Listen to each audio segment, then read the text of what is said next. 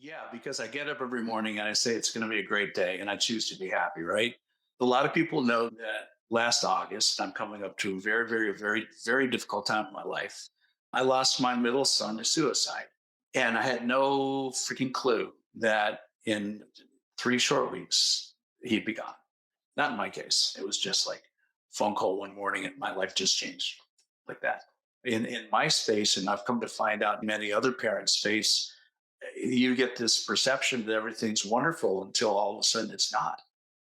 Where I have found my best therapy have been in conversations with other parents that have lost their children. Welcome to Bro Talk, and it's my privilege to welcome our guest today, Mr. Rick Thomas, all the way from the US. Rick, how you doing? Gary, it's good to see you. It's good to be on your show. This is fun. And I'll say to you just before we start recording, you look so well. Obviously, you've got good temperature at the moment, but yeah, you clearly look after yourself. Well, I try. It's funny we were talking about that. I really do try that. I think it's important. I'm about to start my 66th lap around the sun later this year. And I feel very blessed. I live in gratitude that I have my health and I've got a lot of good things going for me. I start every single morning, rain or shine, with my golden retriever. She and I walk about anywhere from about 6 to 9 kilometers every morning.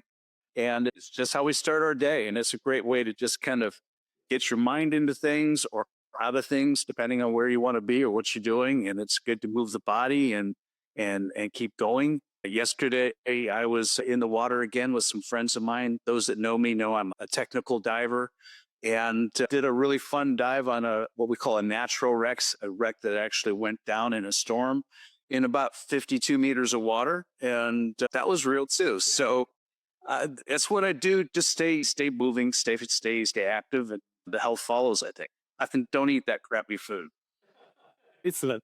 And when we spoke last week, Rick, what I really took away from that short conversation was you say about how we have control over we start the day. We may not necessarily have control how the day unfolds and how it ends, but definitely how we start the day is we do have control over that. And that really resonated with me, so much so that I'm building with my wife. And we're going to be hearing lots more about Rick. And as we talk, it's a space for men to speak openly and vulnerably and sharing, overcoming the stigma associated with mental health, and really to have honest conversations in this platform. So that's why I'm so excited to have this conversation with you, Gary. And what you just touched on, I think, is so important. And it sounds simple at its fundamentals. And frankly, it is simple at the fundamentals. You have to believe that it works. And that is, when you get up every morning, I tell people you have two choices. You can choose to get up and be unhappy and miserable in your circumstances, or you can choose to get up and try to be happy and have the best day possible. And I've been through it. And we'll talk about that, I'm sure, during the course of this conversation. But that's the one constant that I try to evoke every morning when I get up out of the bed is I live in gratitude and I say, it's going to be a great day today. Let's just make it a great day. And people hear me say that all the time. Hey, make it a great day. Yeah. Because that's a choice. I really do believe that's a choice. Right. Agree to that. So give us a bit of your background, please, Rich. So now that you're now in the yacht industry, but many years in the marine industry as well as other fields. So please, yes, let us know. I tell people, and it's kind of fun to say it, I can track every single dollar I've earned in my entire professional career back to the ocean. I had a love of the ocean from a very young age. I got my first sailboat when I was 11 years old. I learned to sail, and then moving up to about 15 years old, I was a huge advocate, loved watching Jacques Cousteau, the undersea world of Jacques Cousteau. I was all up going, would never miss an episode. It was on TV. I got his 20 album catalog of encyclopedia that went out, and it was just my thing. And I told my parents, I want to be a diver. And they said, oh no, there's sharks in the water. It's dangerous. And I pushed and they pushed back. And they finally said, well, if you can figure out how to get your lessons yourself, fine. So I put an ad in the paper and I sold my sailboat. And with the funds I got from the sailboat, I got my diving lessons. I had money left over to buy secondhand gear. Yeah. And I started diving. And the first instant I went underwater with a regulator in my mouth and saying, wow, I can breathe under here and it's three-dimensional. So I can swim where I was hooked. I went to college. I got a degree in underwater technology. which is unusual. It is it's underwater technology from Florida Institute of Technology. And those who know, it's an amazing school. It's an incredible school. It shut down about 20 years ago, but that was in 1980, 81. And then I started my professional career in the Gulf of Mexico as a commercial diver, doing saturation diving, bell bounce diving. We were running pipelines and doing offshore oil field work. Life happened. I was engaged. I figured if I'm going to make this relationship work, I need to get back to Florida, move back to Florida. Found out my fiance actually found somebody at the University of Florida that she liked better than me. Oops. I was young and dumb, and I started working for my dad. He was building boat lifts in Clearwater. I was helping him run his factory and learning about manufacturing. And in the process, I ran into an opportunity to start making little aluminum sailboat davits. So I started doing that. I started selling those to local sailboat manufacturers. And back in the early 80s, there's a lot of sailboat manufacturing in Florida, particularly in the west coast of Florida. And that led into building more complex and eventually starting a company called Nautical Structures that I started in 1986. I built that company, brought on a business partner about 8 years later. We built it into really what's a legacy brand in the industry. This image behind me is a beautiful Hockford built boat called Scout. And right over this shoulder is full crane that my company built for that boat. And that's an example of kind of stuff we were doing. We're also building their watertight doors and shell doors and passerelles and things like that. So those in the yachting industry know the company. I resigned from the business about 3.5 years ago, started a yacht management company, sold it, my interest in it about a year and a half ago, and went down the rabbit holes. Our good friend Rhea and started Yachting USA, and then Yachting on these two podcasts that are training pretty well, having a lot of fun with. And that's my professional career, and mixed in amongst all of that is two marriages. My second marriage ended when my wife, who was born with cystic fibrosis, passed away in November of 2018. Left me the single father of two boys, actually, and I have a son from my first marriage. So I've had the family situation. I've gone through the divorce of the first marriage. I've gone through a bankruptcy with the first company. I've gone through a period of time where my first wife became a drug addict. She was addicted to crack cocaine, actually, and the struggles of dealing with that, trying to lovingly fix that at the same time, hold head above water. So when we sit here, Gary, and talk about having lived what I call a full catastrophe life, I think I'm an example of that. And there's so much more we can talk about. But the point is, don't think I wasn't born with a golden spoon. I do believe that pretty much everything I've achieved and accomplished has been because of other people helping me, but me also being involved, helping myself, pushing, being motivated, doing the right thing. And I talk about doing the right thing for others. I think that's really important. But that's kind of the snapshot of Rick Thomas in the world I grew up in, the world I currently exist in. Thank you, Rick. And what I want to pick up before we move more into your personal life is from a very young age, you appear to have known what you wanted to do. And you made, which I think is so important for anything you want to achieve in life, a sacrifice. Yeah, like I gave up the sailboats into diving. Where did that come from? Did you inherit that from your parents, that discipline, that foresight? Was it saying, I wish I knew. No, my parents were great people. My dad was a bit of a workaholic. My mom, I grew up in the 70s, and you have a family thing. Mom stayed home and raised the family. Dad went off to work every day. We went out and played all day long. There was no internet. Can you imagine that? No internet, nothing like that, no cell phones. We would leave the house in the morning. We'd go out in the woods and play. And the rule was when the streetlights came on, you'd be back home. Oh, childhood. And we were socially interacting with a lot of people all day because that's what we did to entertain ourselves. And I think it was a great time and culture to grow up in here in the United States. I'm sad that it's not so much there. But my youngest son, who is about to turn 16 in a couple of weeks, I love the fact that he's gotten so big into skateboarding. So his world is not around the internet either. He and his friends are out. They're out hours and hours in the skateboard parks or at the malls on their skateboards, trying to stay out of trouble, having a great time, community. And it's the closest thing that I've seen in my life to the kind of childhood I had. And I'm so happy that he's found that. Yeah. There's very strong work ethic based around people, not technology. It is around people because at the end of the day, it's people that allow us to achieve whatever we achieve. And that's where I think it's really important to recognize how important your circles are for yourself. We like to think we can do it all ourselves. And if we really believe that, we're fools. We really depend on the circle of professionals and friends and loved ones that create our environment. And talking about environments, if we're, with your permission, can we go there, Rick, regards to, as you said last week, people look at you, you're very positively outward looking, and I think, yeah, this guy's got no problems, he's got it all made. Yeah, because I get up every morning and I say it's going to be a great day and I choose to be happy, right? A lot of people know that last August, I'm coming up to a very difficult time in my life. I lost my middle son to suicide. He killed himself in my oldest son's home at 4:19 in the morning with a shotgun.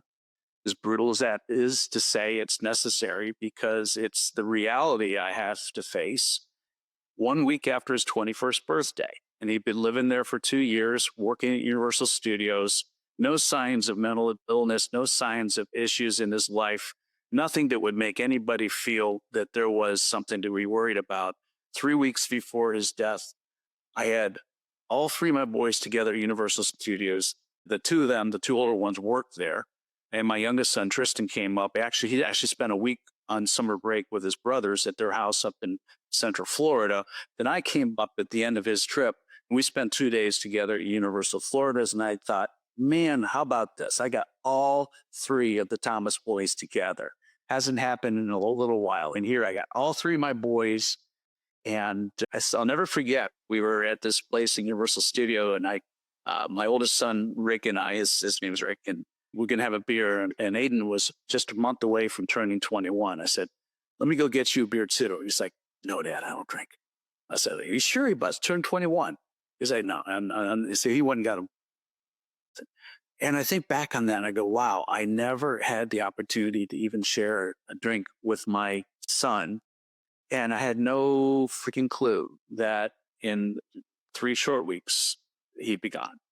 So there's just so many takeaways to that. And honestly, I have a very empty place right now. I have a lot of struggles, not really with depression. I don't think that's in it, but certainly post-traumatic stress is happening in my world because it's a grief thing that is so difficult to get your head around. And it's so important to understand because I'll have to deal with this the rest of my life. So yeah, I think it's something that is worth talking about. I sometimes wonder about the purpose of all this. And then I think to myself, well, I do have a voice and people do occasionally listen to me, what I have to say.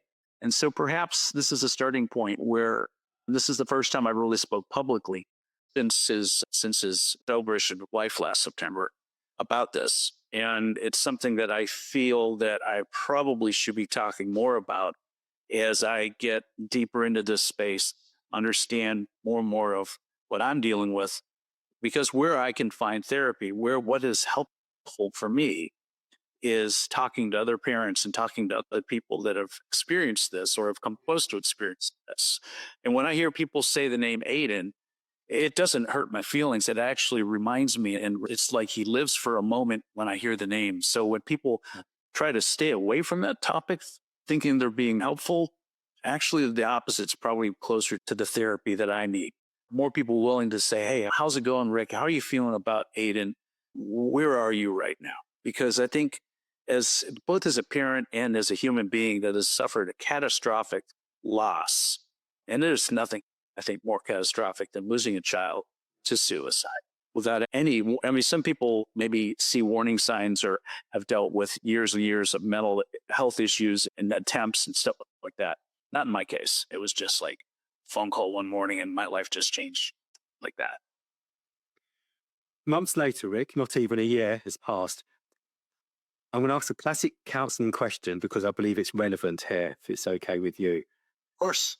How does it feel saying those words? Therapeutic. Honestly, and I see a guy every week I've been doing this for about 2 months now, and I love Michael and I talk for 2 hours at a time. Yeah. And it is, and that's where I realized I had it bottled up for a long time. And then I realized that my personal relationships were suffering and that I knew I was suffering, but I just didn't know how. I didn't know what. I couldn't quite put my finger on what was missing, what was wrong. Because I get out in my community, and maybe this is part of therapy too. And this is something that comes out of the therapy I'm having. So I go in the wonderful world of yachting. I go to these industry events, and people see the Rick they've always. Yes, because it's hardwired in here. I have this relationship with my industry and a relationship with these people in the industry, and I can kind of go on autopilot in a way. I can show up, keep the smile on the face, and have these conversations. And then I can do this podcast I'm doing. And for a while, I get lost in that. And that's taking me into a better place, I guess, or a different place that I can really do my best work. But then the cameras get turned off, the microphones get put away. You leave the event and you go home alone, and you realize that, boom, that nothing is fundamentally changed. Yeah.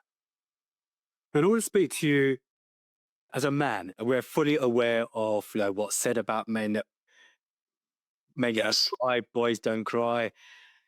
And you're a dad who's lost a son in extreme tragic circumstances. You've got two other sons. So you men dealing with this. How did you, what was the response between the three of you?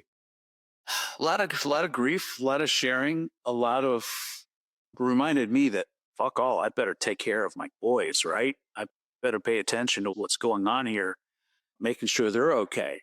And that's its own interesting story, because there are two different grief models going on right now between the father and the brothers. And I'm just getting my head around that, which is really an interesting dynamic. But no, I took my youngest son out of school and I'm homeschooling him now. Okay.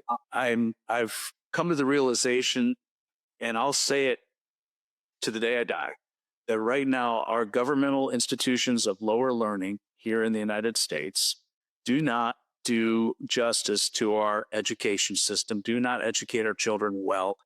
And as a parent, I think it's incumbent upon us to stay more involved in how our children are actually educated. And so what I'm doing right now is making darn sure that Tristan is educated to the way of the world that he can, if I were to have something catastrophic happen to me tomorrow, I'm fundamentally knowing that he's got the tools he needs to go on and live a successful, rich life. Right. He's got more education to go. He's going into his junior year of high school. Yeah. But he is becoming educated in the way of the world. He's traveling with his dad. He's behind the camera and the microphones on all of our podcasts, flying the drones. He and I are leaving a week from today to go over to Bimini to spend a week. Ivers Angels Foundation. We'll have that whole week together. And so in the same time, I'm giving him all the space he wants. He's got a car. He goes out and does his skateboarding. He's got his group of friends he calls the 96 Club. And there's like 5 or 6 boys that hang out together. It's beautiful to see. It's like, I tell them when I leave, just don't burn down the house. You know it. Make good decisions. And I know fundamentally most of the decisions will be good. Some won't be. And I try to describe it as I set up the guardrails. I tell them, I don't care if you come back with the fenders all beat up. I just don't want you going off the cliff. Yeah, that's kind of the message that I impart to him right now. And that's really important. And the fact that getting that balance, giving him the space, but also being present, being there and teaching him life skills. And a conversation we can have another time, Mick, but I'm with you regards to the educational system. And it's so prehistoric. Ignorant intelligence. Foul. So it's horrible. Yeah. But that could be another conversation, because the one thing I will say about the state of Florida is they do have an amazing homeschooling program where I literally write the curriculum for my son. I write his transcripts. He does an annual review for his progression, but everything I do for him is accepted by university system. And I will even write his graduation diploma if I want to. So he's not being taking out of the system so per se. He's getting all the benefits of being properly educated. I'm just not letting the governmental schools do it. Yes. Yeah. Understood. So I'm pleased that you're in therapy. You meet Michael to 2 hours at a time. In the initial stage, because as I said, this is not a space that is common in terms of, unfortunately, parents do lose a child or children, but to suicide in situations, circumstances yours is unusual. And I'm trying to think about Rick, not just the dad, but Rick the man, the early stages. What, if you can put it into words? I can't. I mean, I can give an example. I had a interview. So Aidan died on a Wednesday morning, 21st of August. I had an interview scheduled with Laura DeBella on Friday afternoon. And I had come back from the scene and things had to happen. So there's no reason for me to be up in Auburndale at the time. I came back home with Tristan and I am like, I'm numb. I know I'm just absolutely completely mind fucked. But at the same time, I made the decision to go forward with this interview. And so what I normally do with my guests is we meet for coffee or lunch or something right before to talk about what we're going to talk about. And we're at this restaurant and Laura comes in and I've never met her before. Remarkable woman. And it's a good interview to listen to. And I think to myself, you know what? I better let her know that something's going on just because I don't know how things are going to go when we sit down in front of the camera and play it will into my shit. I don't want her embarrassed or wondering. So we sit down and before water served to the table, and when I said, listen, Laura, before we get into anything else, I need to let you know what just happened. And I basically told her. And she looks at me and she reaches across the table, grabs both my hands. And for 10 minutes, we held eye contact and held hands and just had a moment. And that was so therapeutic. That was so freaking beautiful. And she says, we don't have to do this. I said, you know what, Laura? I really want to do this. And so we had a great interview, went great. I'm like, yeah, see, Rick, you're strong. You got your man card in hand. You're fine. And I go home, we have dinner, and we live in west end of the county, Broward County, right on the edge of the Everglades. I got a beautiful lake behind my house. And after dinner, I walked down to the lake and the sun was setting. And I'm thinking, yeah, wow, boy, my life sure changed. And Gary, all of a sudden, I describe it as if someone just came up and sucker punched me in the gut. I went to my knees and I lost it for 45 minutes. For 45 minutes, I sat at the edge of the lake, just screaming, crying, losing it. I felt people coming out my shoulder, walking away, knowing I needed the space. And that's when I realized, holy crap, Rick, this is going to be tough. This is a tough one. You've been through a lot of tough ones before. Nothing touches this. And all I can tell you is there's no coming out of it, but I feel more powerful in a way right now because it's like nothing can touch me anymore. I mean, nothing can compare, short of losing another one of my children. Yeah, that's not happening. I'm making darn sure that but it's such a profound realization that there's never going to be an answer, that the question of why will never be answered. You're trying to just get your head around everything that led up to that decision, that horrible decision, and everything coming on the other side of it. All I can tell you is my life has changed.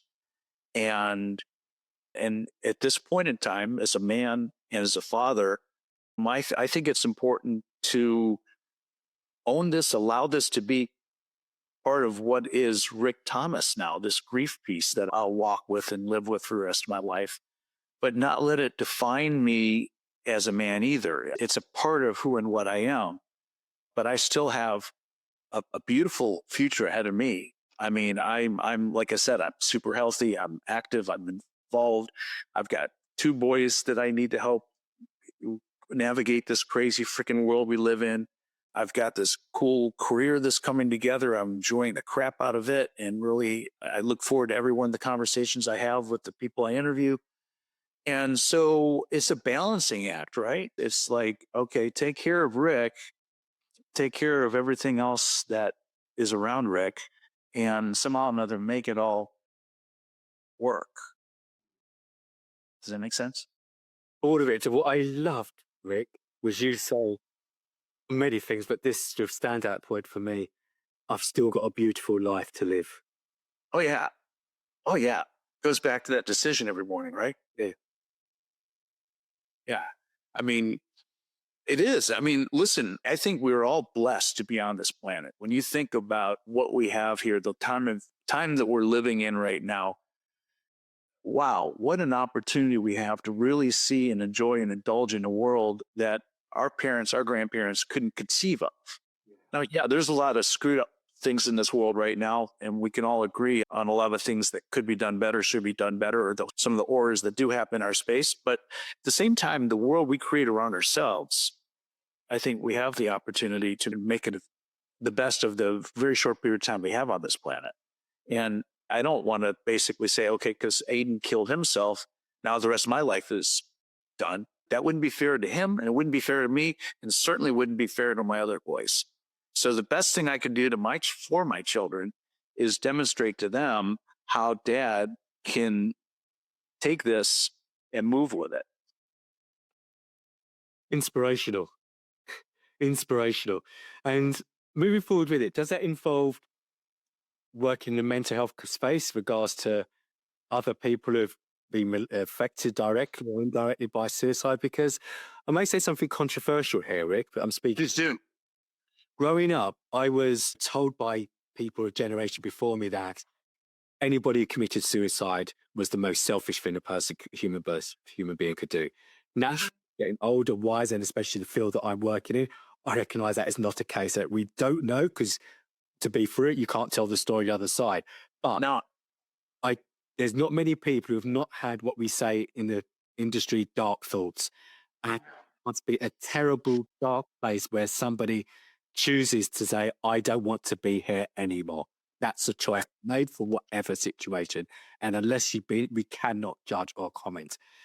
For you, how in the yachting industry, and we know that suicide is not discriminatory, and that there's too many suicides, but particularly in the yacht industry where people don't feel they can speak, it may be a different reason why they made that decision. And for you, and how you've responded to this with yourself, your boys, is there, going back to the question, is part of moving forward you using this to create that safe space within the yachting industry to prevent this going forward? Yeah, let me speak to that, because I could peel this onion back so many different ways, and it's all worth peeling.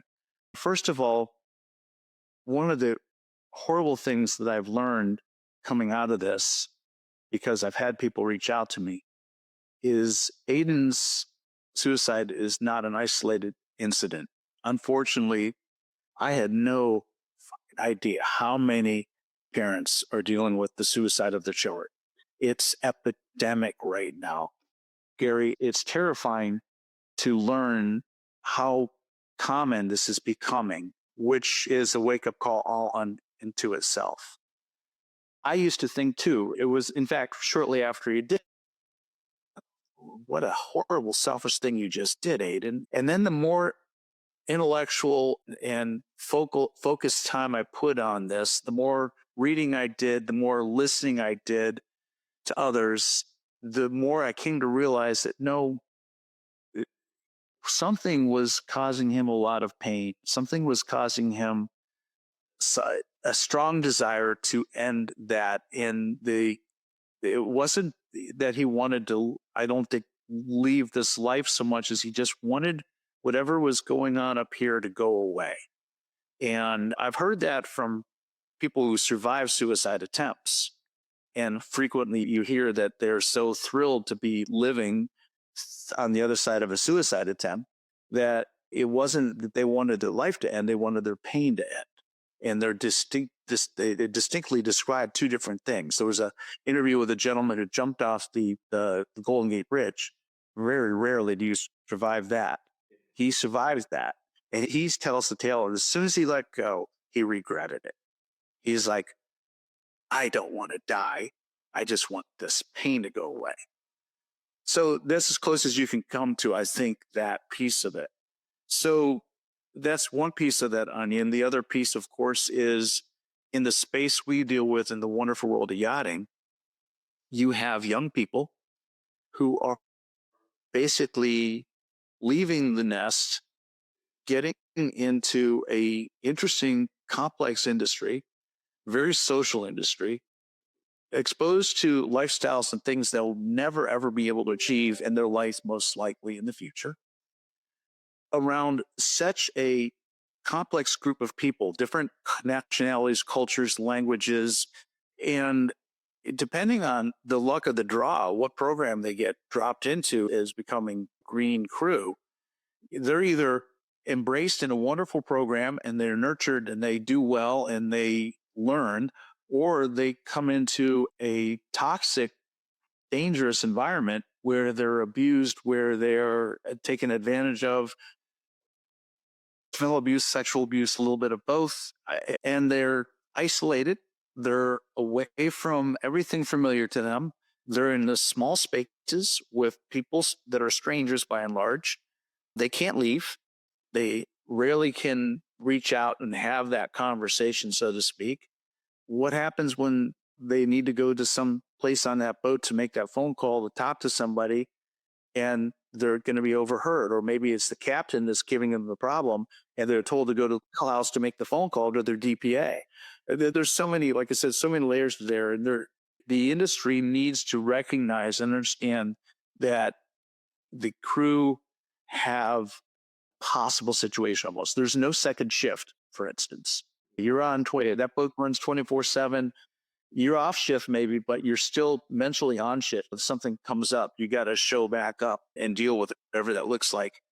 So for some young people and some older people, there's been a couple captains recently commit suicide. That one very close to us right here in South Florida about 5 months ago. Horrible. It's a problem. And I think awareness is a good starting point. I know when death, I went looking for podcasts because I think that's a great place to learn. There was in his precious few podcast resources that you can go to and get that feedback as a parent or a sibling or a spouse of somebody who has committed suicide. There's just not a lot of that out there right now. And I don't think there's anything out there specifically targeting or directing the energy towards the yachting space, the cruise space. So I've talked to Ray, our producer, about this in the past. And at some point in time, God willing, I'd like to try to figure out how to get that voice started because I think it's a good voice to have. Yeah. Good and so important for the reasons that you've just shared. And I totally agree with you. It's like people don't just get divorced overnight, do they? There's been a series, there's a builder, and people don't just wake up one day and say, I want to end my life. Yeah, no, it's usually that's what it is. And it's a build up. And maybe that's why my situation feels so desperate and so difficult is that I've read stories my whole life about movies have been made about kids who have been problematic and they get institutionalized and they come out and they go on psychic drugs and psychotropics and they're trying to be helped and then eventually they do something, they end their life and there's the tragedy. And the parents are sitting there going, well, we tried our best. We didn't know what else to do. And that's a horrible story. There's nothing, I'm not diminishing that reality because that happens. But in my space, and I've come to find out many other parents' space, you get this perception that everything's wonderful until all of a sudden it's not. And then you're left with that really hard question. Why? What perpetuated this? It's hard to say. For instance, I mentioned at the beginning of this interview that my wife, Lisa, had CF, passed away in 2018. Well, Aidan was 15 years old when she passed away. He was with her when she died. And he was really close to her, just like Tristan is really close to me. So in hindsight, I look at that and go, well, that kid lost perhaps the most important person, human being to him when he was 15 years old, as a man, as a young man, Yeah. very formative period in his time. And his brain's not fully developed. He still wasn't 21. I think, 26 is when we kind of Yeah. Mid 20s. were fully cogently dialed in. That's why very few young men over the age of 26 go into the military. I mean, they figure it out by then. It's about they don't do big cannon fodder. Worry in that. But I look back on things like that with Aidan going, well, maybe that's been in the back of his mind for a very long time. Maybe it wasn't something so nefarious other than he had this epiphany that maybe if he did this, he'd get to be with his mom. I don't know. We start creating fantasies in our heads, don't we, about what could have brought somebody to do such a thing. And in the fact that I was with him 3 weeks before he did this, I thought, well, it was a perfect opportunity for him to come to dad and say, hey, dad, something's really been bothering me here, and have a conversation and the intervention maybe, but it doesn't happen. And it didn't happen for me, and it's not happening for a lot of other parents right now that are about to experience this or just experience this. How important is that? I mean, naturally, we don't want anyone to go through any tragedy in life, particularly this is the worst. But how important is to have like people who have experienced what you've experienced? I think it's the only therapy that we have as parents who have lost a child.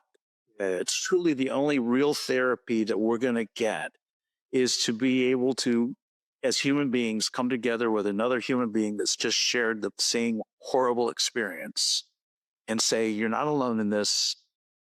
We can work through this together. You've got my phone number. You have a dark moment. You've got just a hard time you're having. You're feeling empty and you want something to fill your tanks. Let me help you fill your tank a little bit. Well, that's how it feels to me sometimes. It feels like my tank's just completely empty and I can't find anything to fill it up.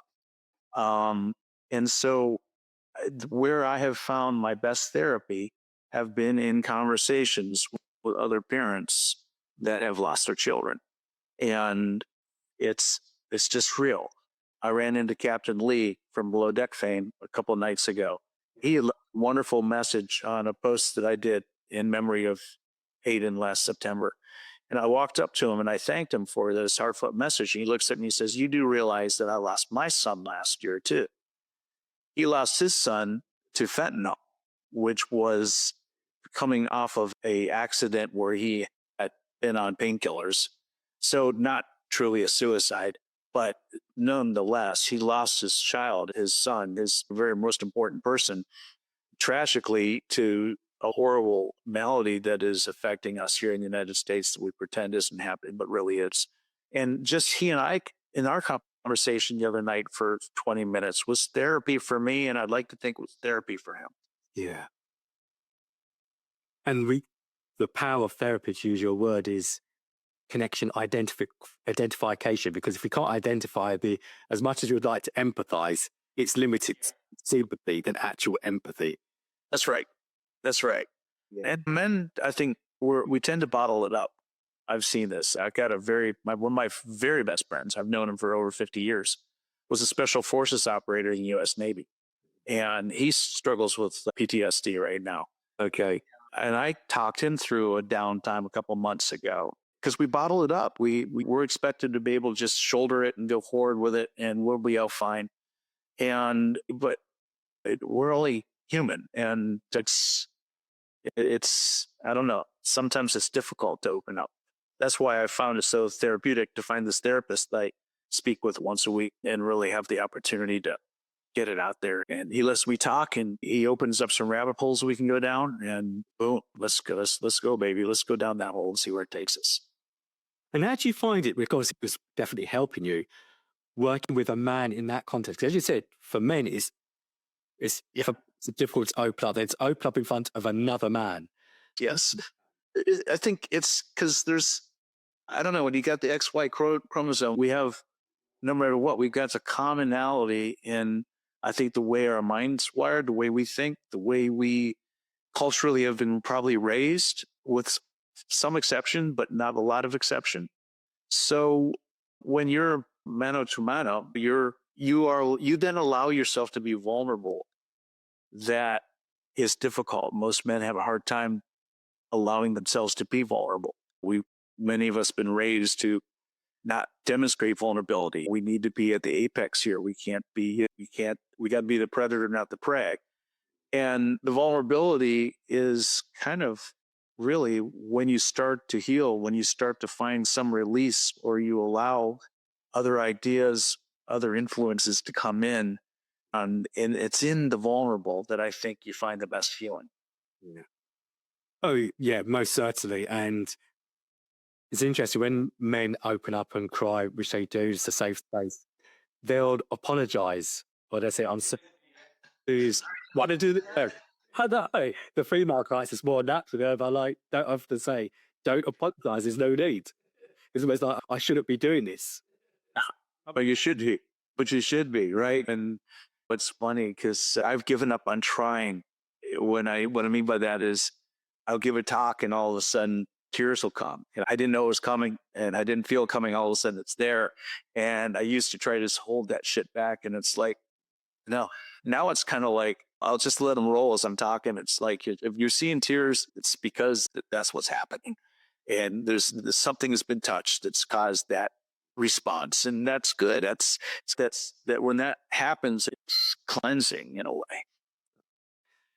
We'll start closing towards the end. What's not helpful? Because I can imagine, especially coming from Britain, we're very conscious about not. Dip upper lip. Yeah. And it's very difficult to know what to say or what not to say. What's not helpful for people who may know of somebody in a situation, want to help, but a fear added to the issue? What's not helpful is pretending it never happened.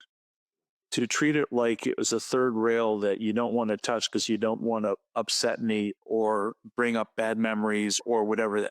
The most helpful thing, if you know the individual has had this experience, is to say, how are you doing? I think about Aidan and I think about your circumstances. And I just want to let you know that I'm here if you want to talk at any time. I know it's got to be a very difficult thing for you. Give me the opportunity to either say thank you very much and move on, or yeah, if you're serious about that, I'd love to have a conversation with you about it, because it really is in the human connection. It's recognizing when people say his name, it's reminding me that he lived and that he was important.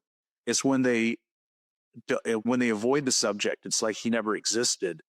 That's hard for me, right? Because he did exist, and he's part of me, always will be. So I carry him everywhere I go, and when his name is invoked, when people recognize that I've gone through a very difficult time, and I'm still and probably always will be dealing with this grief, it's therapy when they do. So that's the best thing.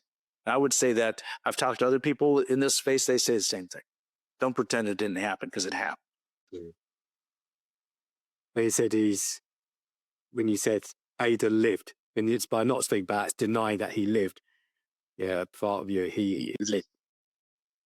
Thank you. Yes, exactly. You're a brave man, courageous man, is it? Yeah. I say that definitely not as flattery, so I hope you're not receiving it that way. And people could have chosen a different response, not because they necessarily wanted to, because they just didn't have the courage to continue with life. Despite having two sons, that's still to be very dependent, not in terms of being children, but depends on you emotionally, physically. What's going on in your world is completely rocked. And choosing each day what type of day you want to have. That doesn't mean you don't have your moments, but it's embracing those moments and saying you've still got a good life, a beautiful life to live. Yes. So, just before we end, have you got any ideas for August the 21st? It's not too far away. Yeah, well, it starts August 13th, which is his birthday. Okay. Everybody tells me, Rick, you're getting ready for the toughest time. The anniversary is difficult. And they say there's two difficult days in the year, the birthday and then the death day. And in my case, they're exactly a week apart from each other. Lucky me. So I plan to stay connected, but disconnect, if that makes sense. in the first, and actually between August 13th and August 21st. And I'm going to be, I'm not sure what I'm going to do. I'm going to give it to Aidan. It's going to be for him, whether I just take my boat out to sea and spend a few days on the ocean, or who knows what else. Maybe go find someone to take me down a rabbit hole, some ayahuasca. I don't know. But point being, I'm going to focus on him and myself and my other two boys in that period of time, because it's dark and it's bright at the same time. Yeah. It's both sides of the coin, the yin and the yang. And coming out of that, I'm going to see what the world brings me. I really do feel that these conversations, Gary, we're having right now are helpful to anybody that is dealing with suicide in their life, whether you're the parent or the sibling. I don't think it really matters. I think the traumatic experience, and that's what it is. It's a traumatic experience. Your world changed and was completely out of your control, and it will never be the same again. And that is the mind screw that is so difficult, is understanding what grief looks like. And there is the reality. It's, you live with grief, you make peace with grief. The grief came from the love. And maybe that's the biggest gift I've got, is the grief came from the love. And if you want to really get your head into this, listen to Cat Stevens' song, Father and Son, which I did shortly after his death. And it took me to my knees for the second time. And I played it. I had a friend of mine play it at his memorial, and it was at the same time most beautiful, most profound thing. And that's kind of owning the grief. It's owning the love. Yeah. I mean, Ria said, Rick, that you are, a leader. How people see leadership as the flashy lights out there speaking, but that's a test of a leader. No, thank you. I don't know. I As try to keep my ego out of this. I try to be real. And I think that being genuine is attractive and helps people feel comfortable, safe, and having conversations. And I think that's what we need, the safety, the comfort of having difficult conversations that can help people understand a little bit more than they knew before. And maybe at the end of this hour we spent together, people come out of this hearing this conversation going, wow, I didn't realize the effect that an event like this in someone's life can have, and what really is helpful versus what's not helpful. final question, Rick. Sure. Has it altered your view of the world? No, I think the world's still a freaking beautiful place that is a little bit of everything. I just think for some reason the path that I was given was going to be peppered with real world experiences not everybody gets. And thank God not everybody gets them. But listen, I've got so many wonderful experiences we could talk about down that I lived a very rich life, not wealthy rich, but full living rich, with wonderful relationships and incredible experiences. And I've seen the world. So no, it's a great world. It's just terribly unfortunate that I've got a child that decided that he didn't want to spend the rest of his potential life in this world. And that's the sad part. This world's so cool. There's so much of this world I would want him. And he's not going to get to see it. Tristan will. And my older son, Rip, has and will. And there you go. Great world. I'll use that word again, inspiration. And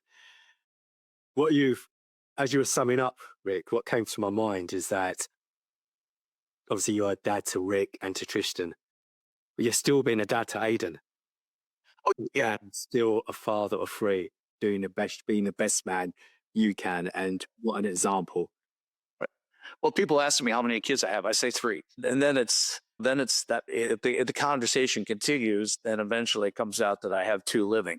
But no, I'm a father of 3 boys, and I'm a proud father of 3 boys. And Aidan was blessed to have you as his dad. Thank you. Thank you. I'd like to believe that. So when you're over Mallorca, we've got to do this intro. Yeah. When are you over in Mallorca, Palma, Mallorca? Oh my goodness. the next trip across is going to be in September for the Monaco Yacht Show. I love to get back to Mallorca. I've got friends on that island. Now I've got one more friend on that island. It has to happen. I'll talk to my travel sponsor and see if I can't get them to help me get over there sooner. What about you? Are you coming to Florida anytime in the near future? I have to take my girls because they complained that when I taught them they were too young to remember it. And it all was, but not the younger team. Love it. Well, we will get together in person one day. It's Gary. This is too good. And I love Bro Talk. I think this is the kind of conversations men need to have with each other. And I love what you're doing in your space. I think it's a gift. And I'm thrilled that we're having this conversation finally. Yeah. Yeah, be real insightful listening to you about your experience and you're the will to move forward. But that's the will to move forward. And you said, going back to what you said at the beginning, we could control the start of our day, but we don't know what the mind's going to throw at us, good, bad, and ugly. But it's still for you a beautiful place. It's a beautiful place. And I got future plans, brother.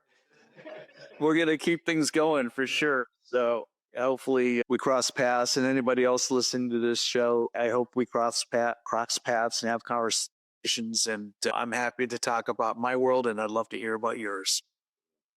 And talk about worlds, we've always wanted Bro Talk to be a safe space where we'd have real conversation about real life experiences, and it doesn't come much more real than this.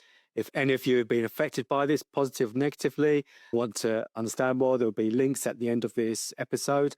And also, Rick, if anybody wants to contact you directly, would that be okay? Oh, absolutely. With gratitude. I would love to have anybody that would like to connect with me directly to do so for whatever intention. I think the purpose right now is good communication. And if I can bring anything to the conversation, I'm happy to do it. Right. So we'll have your contact details at the end. Thank you. Once again, thank you for listening to Bro Talk.